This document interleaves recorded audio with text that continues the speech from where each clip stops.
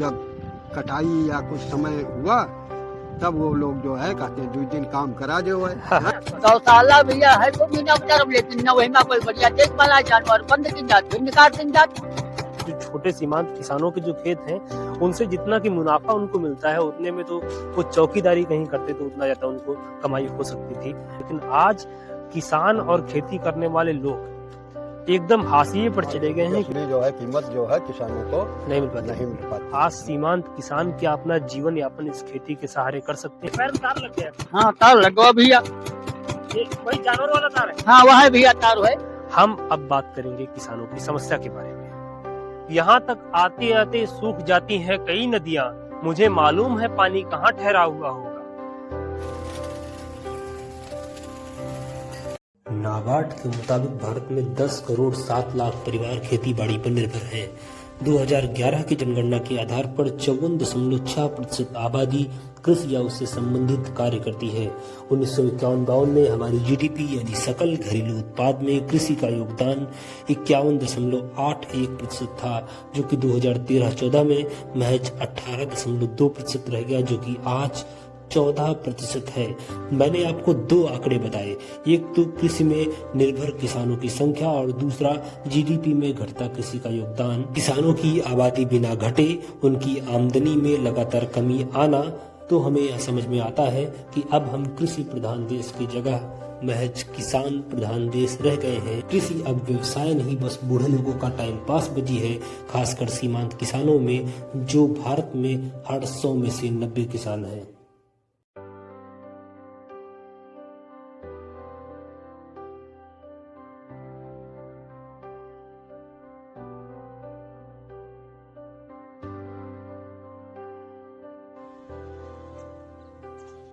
मानव सभ्यता के विकास की जब हम बात करते हैं तो सेपियंस में लिखी युवाल नोआ हरारी की एक बात का जिक्र करना जरूरी हो जाता है कि खेती से हमारी सभ्यता का विकास हुआ। सेपियंस में उन्होंने लिखा कि जब हमारी सभ्यता पनपी, जब होमो सेपियंस आगे बढ़ा, तो सबसे पहले वह अपनी भूख के लिए मात्र जो है पशुओं को मारने पर निर्भर था और कुछ जंगली फल खाता था। लेकिन जब उसने खेती करना चालू किया तो वास्तव में मानव सभ्यता का विकास हुआ। वो एक साथ एक जत्थे में, एक झुंड में, एक सभ्यता की तरह रहना शुरू किया और जहां तक जितनी सभ्यताएं बसी वो सारी नदी के किनारे ही बसी, क्योंकि खेती करने के लिए पानी की आवश्यकता थी और इसलिए नदी के किनारे सभ्यताएं बसना शुरू हुई।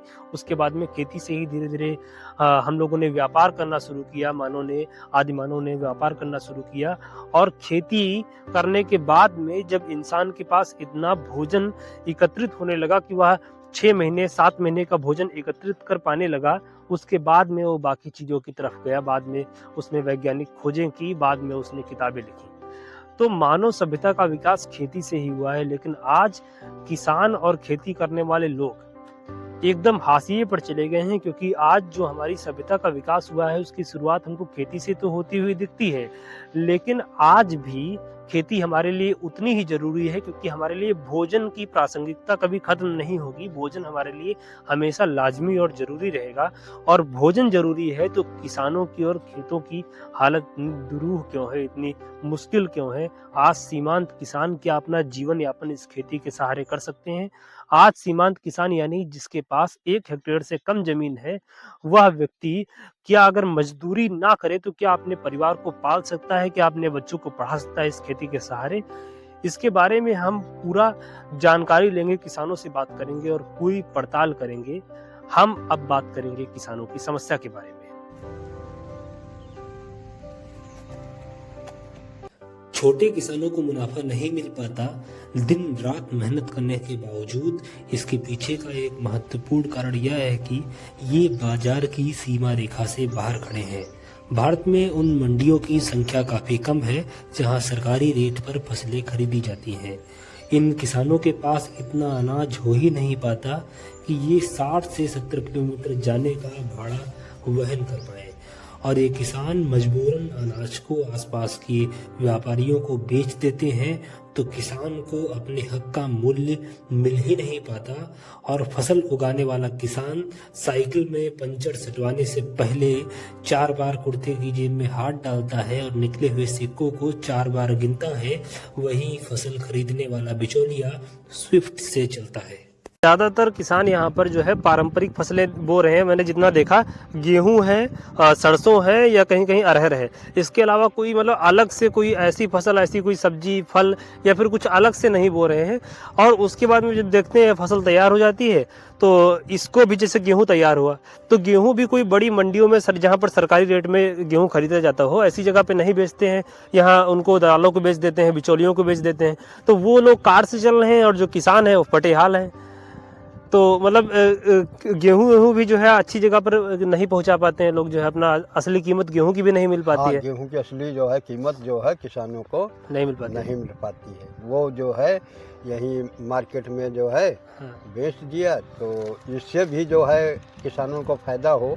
यदि कंट्रोल रेट की दुकान बनाई जाए, उसमें किसान जो दे तो उनको जो है सीधा पैसा उनको मिलेगा। इससे है जो बेचते हैं तो बीच वालों लोगों को ज़्यादा फायदा होता है, इनकम ज़्यादा होती है, किसानों को जो है इनकम कम हो पाती है। मैंने देखा कि गांव में केवल और केवल पारंपरिक फसलें उगाई गई हैं। कोई नई फसल, कोई आधुनिक खेती हमें गांव में नहीं दिखती। किसान के अंदर खेती के लिए कोई व्यवसायिक बोध नहीं बचा है। रबी चल रहा है तो यहाँ पर आप सरसों देख रहे हैं, यहाँ अरहर देख रहे हैं। इसके अलावा पूरे क्षेत्र में कोई चौथी फसल नहीं है। कहीं कहीं पर चना हमें देखने को जरूर मिलता है, लेकिन इसके अलावा कोई फसल नहीं है। कोई पपीता नहीं है, कोई केला नहीं है, कोई टमाटर नहीं है, कोई लहसुन नहीं है। तो एक और किसान की बदहाली का, किसान की जो जिंदगी जिस प्रकार से है, छोटे किसान की, सीमांत किसान की, उसका एक प्रमुख कारण हमें यह भी देखने को मिलता है कि ये किसान पारंपरिक फसल से ऊपर नहीं उठ पाए हैं और इस वजह से किसानों को कम आमदनी में ही जीवन यापन करना पड़ता है। अब इसके पीछे के प्रमुख कारण को हम देखते हैं तो अगर किसान पारंपरिक फसल से हटकर, अगर लीक से हटकर अगर कोई चौथी, पांचवी, छठी अगर कोई फसल उगाए, अगर कोई आयुर्वेदिक औषधि की कोई फसल उगाए, अगर कुछ अलग करना चाहे तो उसके, अगर वो मंडी में ले जाता है अपनी फसल, अगर कोई फल उगाता है, कोई सब्जी उगाता है, तो मंडियां एक तो पास नहीं है, मंडियों का रेट किसान तक नहीं पहुंच पाता है, छोटे किसान तक। उसके बावजूद अगर वह किसान मंडी तक ले जाता है तो मंडी में कोई वेयर हाउस नहीं है, कोई स्टोरेज हाउस नहीं है, अगर है तो बहुत ही कम मात्रा में है। एक तरफ जो भाड़ा, वाहन का भाड़ा बढ़ता चला जाता है, वो कहता है कि नहीं, अगर 12 बजे के आगे चला गया है तो एक दिन का भाड़ा और लग जाएगा। दूसरी तरफ जो मंडी का अड़तिया है वो लगातार कीमत गिराता चला जाता है। लिहाजा हमें कई बार देखने को यह मिलता है कि किसान अपनी फसलों को, अपने प्याज को, अपने लहसुन को, अपने टमाटर को, अपने आलू को ऐसे ही मंडी के बाहर डाल कर चले जाते हैं, कूड़े की तरह डाल कर चले जाते हैं। एमएसपी यहाँ पर और जरूरी इसलिए हो जाती है क्योंकि एमएसपी से किसानों को प्रोत्साहन मिलता है। अगर हम एमएस स्वामीनाथन की रिपोर्ट के हिसाब से माने तो C2 + 50%, यानी किसान की जो कॉस्ट है उसमें अगर 1.5 गुना इजाफा करके अगर किसान को मूल्य फिक्स कर दिया जाए, उसको कानूनन अधिकार दे दिया जाए, तो वो हिचकेगा नहीं, वो नई फसलों को उगाना चालू करेगा। तो सरकार को किसान को नई फसलों के लिए प्रोत्साहित करना चाहिए, सब्सिडी देनी चाहिए, प्रोत्साहन देना चाहिए, ताकि वो लीक से हटकर कुछ नया उगाएं। इन खेतों में जहां पर रबी के मौसम में केवल हमें सरसों या फिर जो है गेहूं या अरहर देखने को मिल रही है, यहाँ पर हमें शिमला मिर्च देखने को मिले, यहाँ पर हमें कुछ ऐसी फसलें देखने को मिले जिनसे वास्तव में कम खेती में किसान को ज्यादा आमदनी हो सके, जिससे हमारे देश के सीमांत किसानों की आमदनी बढ़े।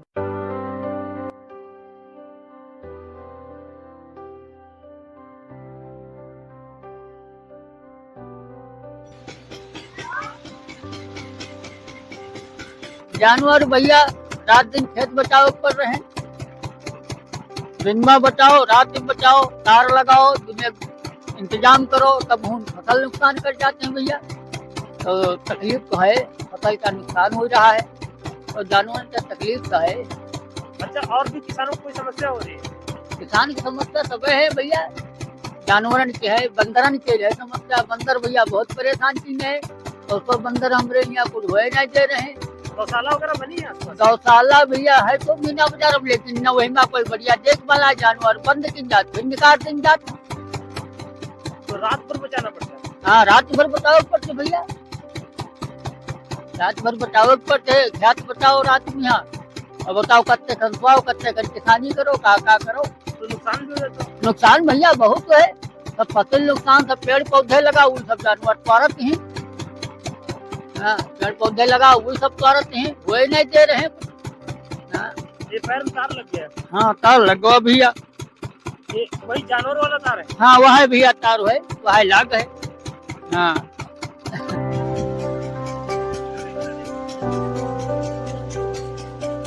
किसानों की पहली समस्या बाजार के बारे में मैंने आपको बताया। उसके बाद में किसानों की दूसरी सबसे बड़ी समस्या है ये जो तार आपको दिख रहे हैं। तो जो खुले जानवर हैं, जो खुले पशु हैं, मवेशियों की समस्या किसानों की दूसरी सबसे बड़ी समस्या है। किसानों को इनसे दो चार होना पड़ता है, रात दिन खेतों में उनके गुजर जाते हैं। और ये 2-3 बीघे के जो छोटे खेत हैं, जो छोटे सीमांत किसानों के जो खेत हैं, उनसे जितना कि मुनाफा उनको मिलता है उतने में तो वो चौकीदारी कहीं करते तो उतना ज्यादा उनको कमाई हो सकती थी।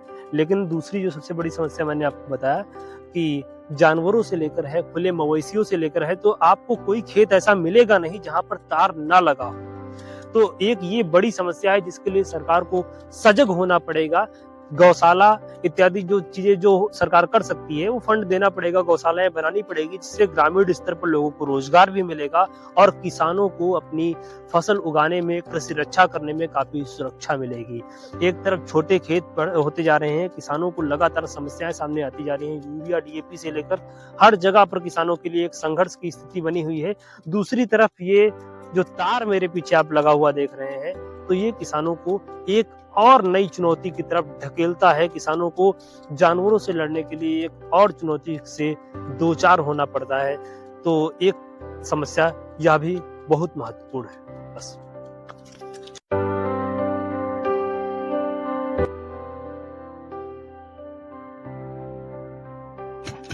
बहुत परेशानी है, बहुत परेशानी है भैया।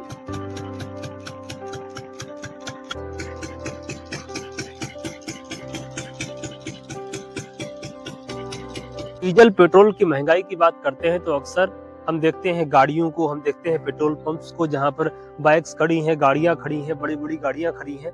लेकिन मैं खड़ा हूं एक इंजन के सामने, मेरे पीछे जितने खेत हैं सब इसी से सींचे आते हैं और ये चलता है डीजल से। तो डीजल अगर महंगा होता है तो इसका प्रभाव इस इंजन पर पड़ता है, किसान पर पड़ता है। अगर कोई गाड़ी वाला अगर डीजल महंगा है, पेट्रोल महंगा है तो एक ट्रिप कम करेगा तो इतना फर्क उस पर नहीं पड़ेगा। लेकिन अगर किसान डीजल महंगा होने के कारण अगर एक सिंचाई कम करता है तो उसकी पूरी की पूरी फसल दांव पर लग जाती है। तो डीजल की महंगाई एक बड़ी समस्या है, किसानों के लिए एक बड़ी चुनौती है, खासकर छोटे किसानों के लिए।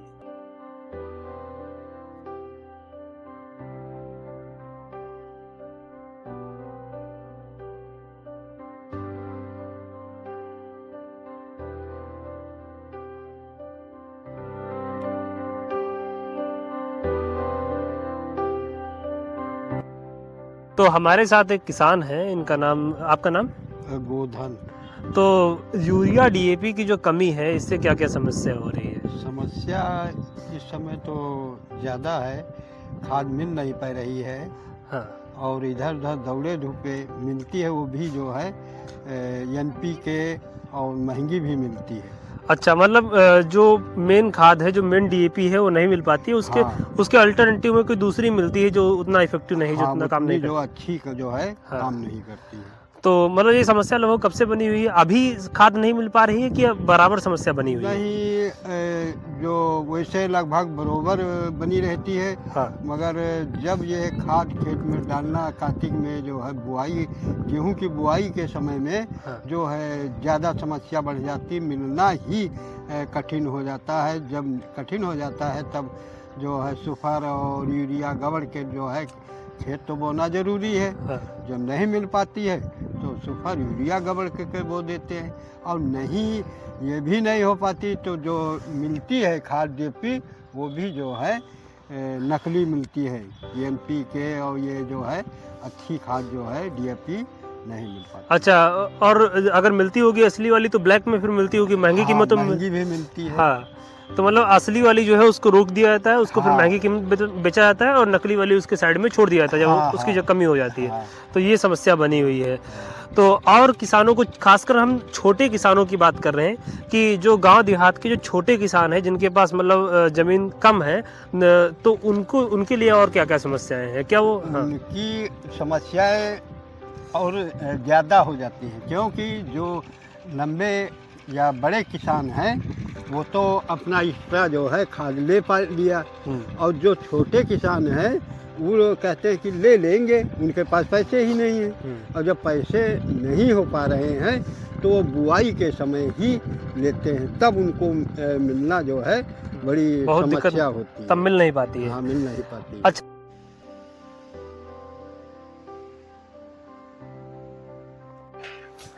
तो हमारे साथ है कपिल तिवारी, ये बीएससी इन एग्रीकल्चर है, साथ ही साथ ये खाद बीज दवा की दुकान धारक है, आधिकारिक दुकान इनकी है, रजिस्टर्ड दुकान इनकी है।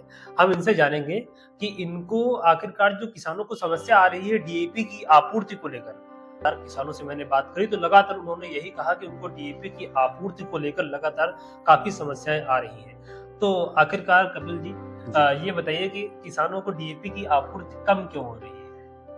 सबसे बड़ा इसका मुख्य कारण ये है कि ये एक डीपी जो है निर्यात है, बाहर से डीपी आती है, और यहाँ पर भारत में इसकी डीपी की मात्रा जो है अधिकांश कम मात्रा में डीपी बन पाती है। इसी वजह से डीपी की हर साल बेसिक रूप से देखी जाती है कि डीपी कम मात्रा में किसानों को उपलब्ध हो पाती है। अच्छा, मतलब सरकारी कारण ही है, मतलब आप तक ही नहीं पहुंच पाती है तभी आप नहीं दे पाते हैं, ये आप कहना? हाँ, सबसे बड़ा मेन यही कारण है कि मेरे तक ही नहीं पहुंच पाती डीपी। अच्छा, और डिस्ट्रीब्यूटर को लेकर कोई दिक्कत नहीं? हाँ, मुझसे पहले पहुंचने, मेरे पास तो बात कोई डीपी आती है, सबसे पहले जो है डिस्ट्रीब्यूटर जो जिला पर होते हैं उनके पास डीपी आती है। डिस्ट्रीब्यूटर जो है दुकानदारों को डीपी देते हैं, उसके बाद हम दुकानदार किसानों को डीपी देते हैं। दुकानदार का कोई उद्देश्य नहीं रहता है कि जो है डीपी किसानों को ना मिले। मेन समस्या रहती है कि सरकार से ही मेन कारण पाए जाते हैं कि वही जो निर्यात एक डीपी है, और जिसमें निर्यात में कमी होने के कारण, आयात में कमी होने के कारण डीपी की प्रॉब्लम देखी जाती है, समस्या। तो अच्छा, किसानों से मैंने बात करी तो उन्होंने कहा कि एक तो जब शॉर्टेज होती है तो ब्लैक में महंगे दामों पे बिकती है असली जो डीएपी, जो सरकारी डीएपी है वो, और दूसरी बात उन्होंने कही कि जो है उसके जगह पर जो दूसरी जो डीएपी मिलती है, खाद मिलती है, उसकी गुणवत्ता इतनी अच्छी नहीं होती है, वो जो है नकली होती है। ऐसा भी कुछ है? हाँ, ऐसा जो डीपी होती है और डीपी आती है, वो नकली नहीं होती है, ये सिर्फ किसान का भ्रम होता है कि डीपी नकली है। अच्छा, और ऐसे तो देखा जाए कि डीपी भी नकली बन जाती है। वो अब बनती है तो कहीं ना कहीं बिकती भी होगी। हाँ, बिकती भी है। हाँ। लेकिन इस पे सरकार काफी सख्त है और ऐसा कम देखा जा रहा है कि नकली डीपी बन रही हो। अच्छा, फिलहाल मतलब खाद्य की समस्या है, खादों की समस्या है, इससे तो कोई नकारा नहीं जा सकता। अच्छा, तो दूसरी समस्या एक और होती है कि जो सरकारी जो गोदाम है, जब सरकार मान लीजिए आयात करके सरकार डीएपी ले आई, उसके बाद भी किसानों को डीएपी जो आई हुई है वो भी सही कीमत पर सही तरीके से नहीं मिल पाती है, और या बड़े किसानों को मिल जाती है, बड़े किसानों तक पहुंच जाती है, छोटे किसानों तक वो डीएपी नहीं पहुंच पाती है। इसके पीछे का एक कारण यह भी है कि वो आप जैसे दुकानदारों तक नहीं पहुंचती, तभी वो छोटे किसानों तक नहीं पहुंचती है। हाँ, तो मतलब आप इसके बारे में क्या कहना चाहेंगे? देखो, सबसे पहले ये समझना होगा कि जो सरकारी गोदाम है, जो सरकार गोदाम पर भेजती है, तो सरकार को ये देखना चाहिए कि वहाँ पर जो जिला स्तर पर अधिकारी हैं, उन अधिकारियों को गोदाम पर जरूर आना चाहिए जब डीपी वितरण हो, जिससे सारे किसान, छोटे किसान हों या बड़े किसान हों, सभी को डीपी मिल पाए।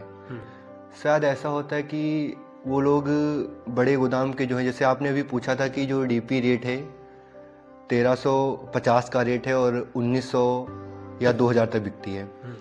मेन रीज़न यही रहता है कि सरकारी गोदाम जो होता है, वहाँ के जो संचालक होते हैं, तो शायद रेट उसका कुछ और दिखाते हैं मशीन पर और किसानों कुछ और रेट देते हैं। मेन कारण यही रहता है। बाकी दुकान पर कुछ ऐसा नहीं हो सकता है, क्योंकि काफ़ी यहाँ पर दुकानों की हमेशा जांच भी रहती है, और जबकि सरकारी गोदाम की कोई जांच अक्सर नहीं होती है। तो मतलब केवल घपला उधर सबसे बड़ा है, नीचे के स्तर पर इतनी समस्या नहीं है। बाकी और क्या समस्याएं हैं खाद यूरिया डीएपी के अलावा? अच्छा बीज मिल पाता है क्या किसान? बीज भी मिलने में जो है, अच्छा बीज जो है मिलने में समस्या है। हाँ, वो भी है जो है हाँ। नकली बीज जो है लोग बेचते हैं, असली जो है दबा लेते हैं। असली बीज जो नेचर किया हुआ बढ़िया अच्छी हाँ। दवाइयों से वो अच्छा बीज नहीं मिल पाता है। अच्छा, बाकी दवाइयाँ मतलब ज़मीन से लेकर और भी मतलब जैसे दवाइयाँ जो उर्वरक छोड़े जाते हैं या फिर दवाइयाँ जो कीटनाशक वगैरह छोड़ी जाती हैं, उनकी कीमत भी बहुत ज़्यादा होती है। हाँ, वो भी जो है कीमत जो है हाँ। ज़्यादा होती है। हाँ, और वो भी जो है ठगेरी जो है हाँ, ज़्यादा होती है, क्योंकि ब्लैक रेट में जो है मिल पाती है। हाँ। कोई सरकारी है नहीं हाँ। कि रेट उसका फिक्स है, हाँ। तो उसमें जो है लोग ठगते जाते हैं। मैंने भी बीएससी एग्रीकल्चर किया है जी। और जहाँ तक मुझे लगता है किसानों को जो है जितनी समस्या हो रही है उनमें से एक महत्वपूर्ण समस्या है शुद्ध नेचर किया हुआ अच्छा बीज न मिलना। और बीज को लेकर क्या क्या समस्या आपको दिख रही है? बीज को लेकर सबसे बड़ी समस्या है कि हमारे हिसाब से जो एक बीज उत्तराखंड बीज आता है, हाँ। उत्तराखंड का बीज, हाँ। किसान उसकी बुआई करें, हाँ। ना कि पीलीभीत जैसे है हाँ। इन बीजों की बुआई करें। अच्छा। उत्तराखंड बीज में ये रहता है कि उसका जो क्लाइमेट, जो जलवायु है, वो वहाँ की बेस्ट जलवायु है, जो यहाँ और भी राज्यों की जलवायु हाँ। उससे मिल जाती है, अच्छा। जिसमें कोई दिक्कत नहीं होती। अच्छा, तो बहुत बहुत धन्यवाद आपका कपिल तिवारी जी।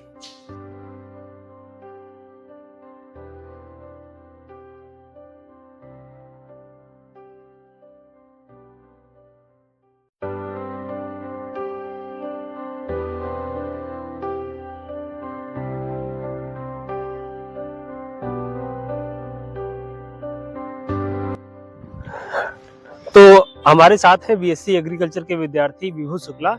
इनसे हम बात करेंगे कि हम कृषि पर आज पड़ताल कर रहे हैं, किसानों की समस्याओं के बारे में पड़ताल कर रहे हैं। तो ये तो खुद कृषि विज्ञान के विद्यार्थी हैं, तो इनसे हम बात करेंगे आखिरकार किसानों की कुछ और ऐसी कौन सी समस्याएं हैं जिनसे हम अभी तक रूबरू नहीं हुए हैं, या जो कि आम बोलचाल में नहीं है, जो कि आम लोग बात नहीं करते जिसके बारे में। ऐसी और कौन सी समस्याएं हैं किसानी में? किसानों में सबसे बड़ी समस्या है उनकी सॉइल टेस्टिंग की, मृदा जी, विज्ञान। थोड़ा सा जोर बोलिए। सॉइल टेस्टिंग की समस्या सबसे ज्यादा आ रही है, क्योंकि किसानों को ये नहीं पता चला आ रहा है कि कौन से खेत में कौन सी फसल करनी है।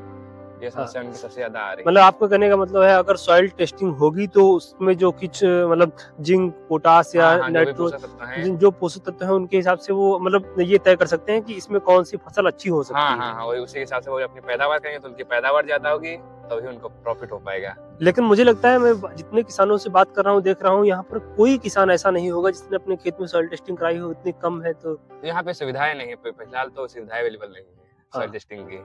छोटे किसानों के लिए बहुत दिक्कत हाँ, है। उसके लिए बहुत दिक्कत है हमें। हाँ, तो अच्छा अगर सॉइल टेस्टिंग होगी तो इसमें मतलब मुझे लगता है कि जैसे थोक के भाव से सारे न्यूट्रिशन डाले जाते हैं, यूरिया डाल दी जाती है, डीएपी डाल दी जाती है। तो अगर सॉइल टेस्टिंग होगी तो पता चलेगा कि यहाँ पर जिंक की कमी है क्या, तो जिस पोषक तत्व की कमी है उसी को डाला जाएगा। तो इससे उनकी पैदावार में बढ़ोतरी बहुत ज्यादा होगी। हाँ। और पैदावार में बढ़ोतरी होगी तो उनको अच्छी लागत मूल्य मिल पाएगा। हाँ, ये सब मतलब पूरा उर्वरता जो मृदा की घट रही है तो उस पे लोगों का ध्यान नहीं है। तो उसके लिए सॉइल टेस्टिंग अगर करेंगे, जैसे हमारी टेस्टिंग होती है, तो जब डॉक्टर जान जाते हैं कि हमारी समस्या क्या है, तो उसके बाद में उस हिसाब से सही तरीके से इलाज कर पाते हैं। तो वही विभू कहना चाह रहे हैं कि सॉइल टेस्टिंग अगर होगी तो ज्यादा अच्छा रहेगा। हाँ, तो और कुछ सॉइल टेस्टिंग के अलावा? सॉइल टेस्टिंग के अलावा ये जो छुट्टा जानवर वगैरह है, इनके पर नियंत्रण रखना जरूरी है सरकार को।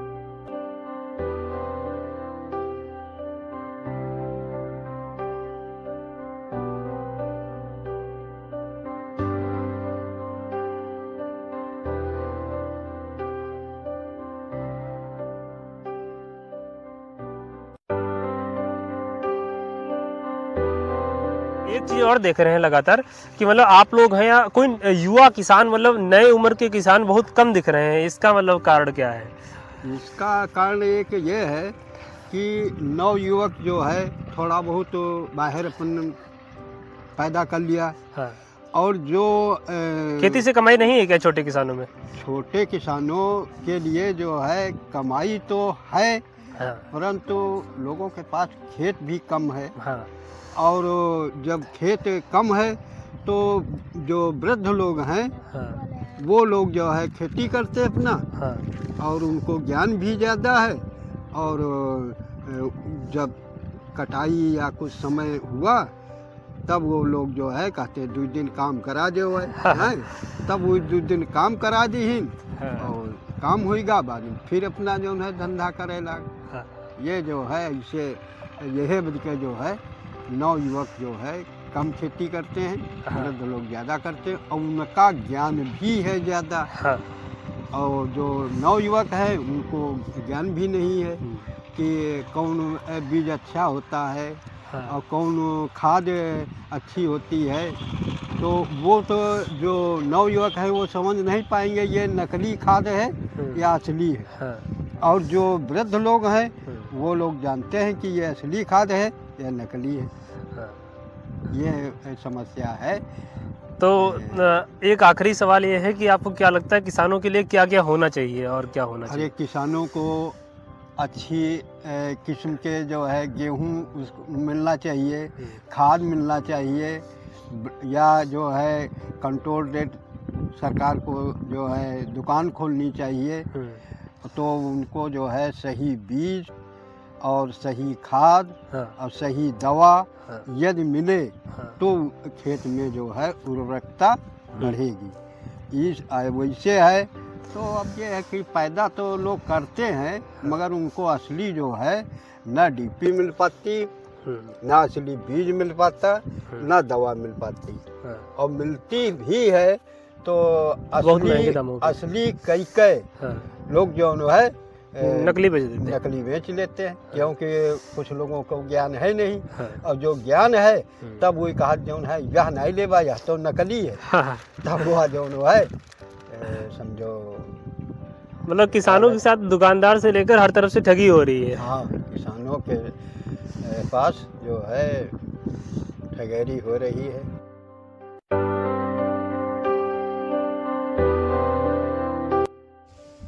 तो मैं यहाँ पर गांव में खड़ा हूँ, ये है हमारे पीछे सारे खेत। कोई तो खेत में गेहूँ बोए गए हैं, इधर ये आप देख रहे हैं अरहर है, और पीछे आप सरसों देख पाएंगे कि पीछे सरसों बोया गया है।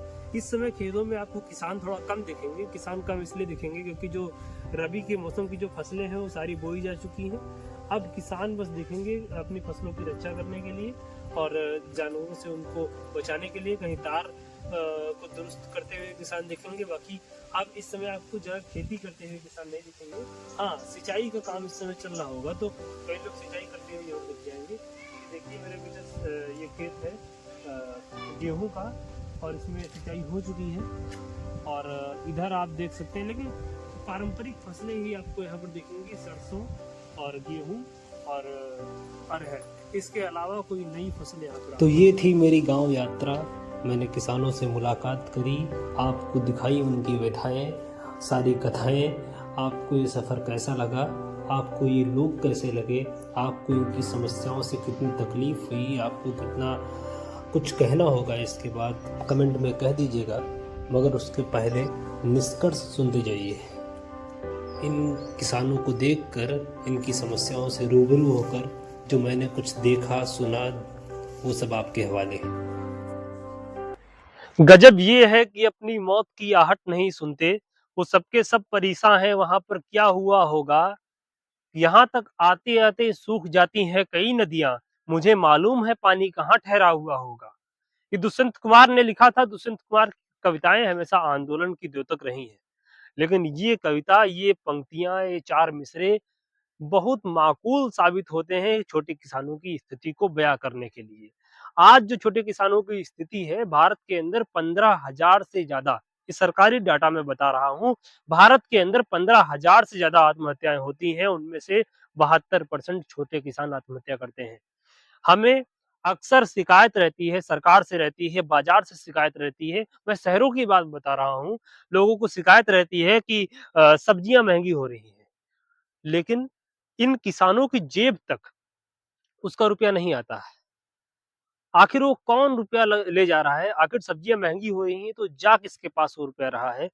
तो ये एक बड़ी समस्या है कि किसानों को उधर आटा महँगा हो जाता है, इधर किसानों को सस्ते में गेहूँ बेचना पड़ जाता है किसी बिचौलियों को। अब ये समस्या बीच में जो अटकी हुई है, किसान इसी बीच के रुपये से परेशान है, किसान को ये रुपया मिलना चाहिए। अगर कोई चीज़ महँगी होती है तो क्या उसका फ़ायदा सीधे तौर पर किसान को होता है? ये सोचने योग्य बात है। अगर किसी के पास लोहा लगा हुआ है, वो लोहे से कुछ बनाता है, अगर लोहे की कीमत अचानक बढ़ती है, तो उसको फ़ायदा होगा। लेकिन अगर सब्ज़ी की कीमत बढ़ती है, तो क्या किसान को फ़ायदा होता है? ये महत्वपूर्ण बात है। हम देखेंगे, हम जानते हैं कि 15,000 से ज़्यादा जो किसानों की आत्महत्या होती है इस देश के अंदर, सरकारी डाटा है, तो आखिरकार वो क्यों होती है? ये महत्वपूर्ण बात है।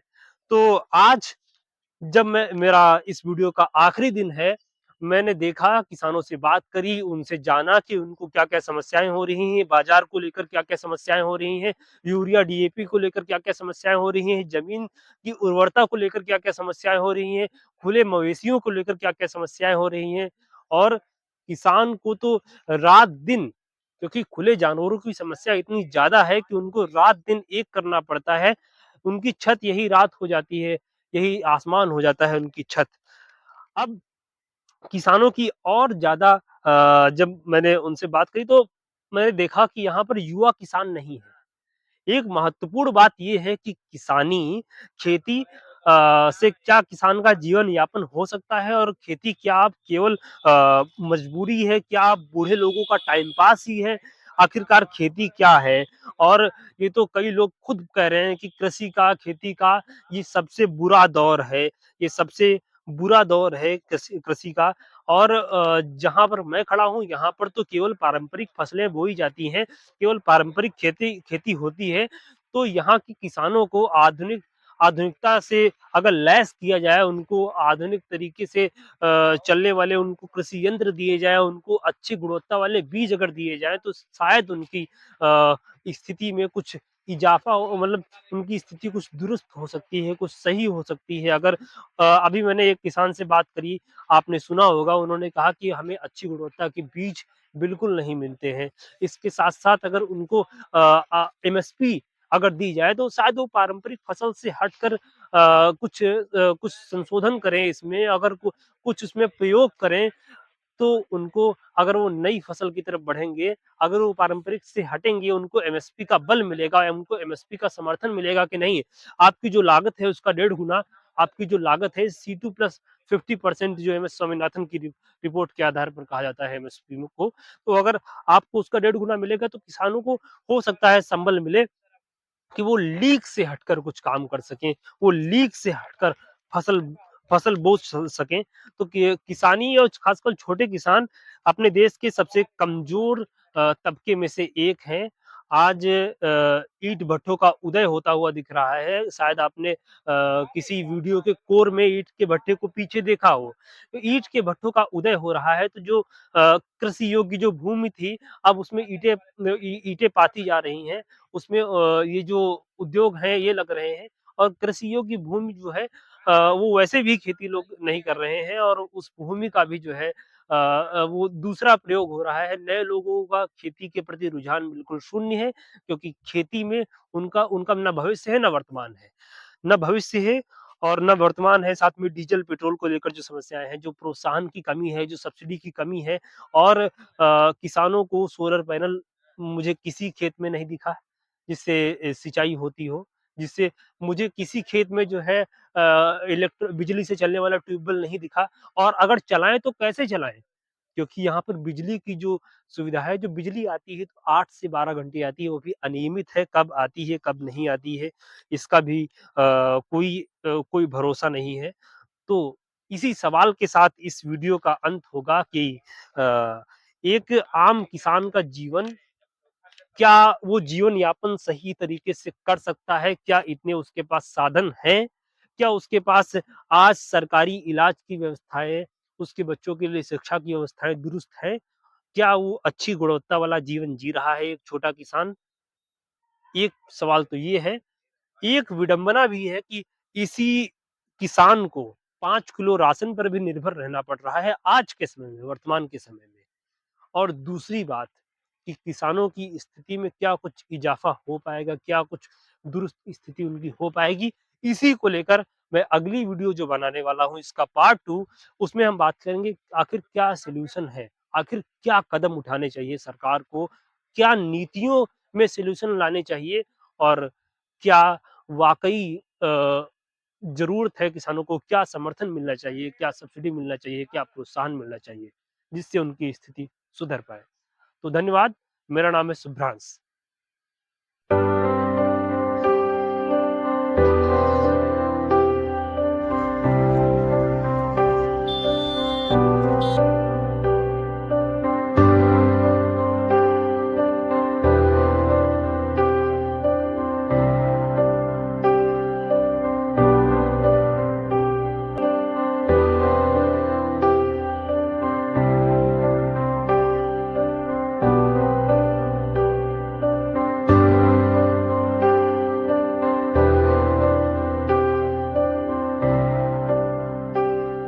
ये सारे बच्चे जो मुझे यहाँ मिले, तो क्या नाम है सब, अपना अपना नाम बताओ।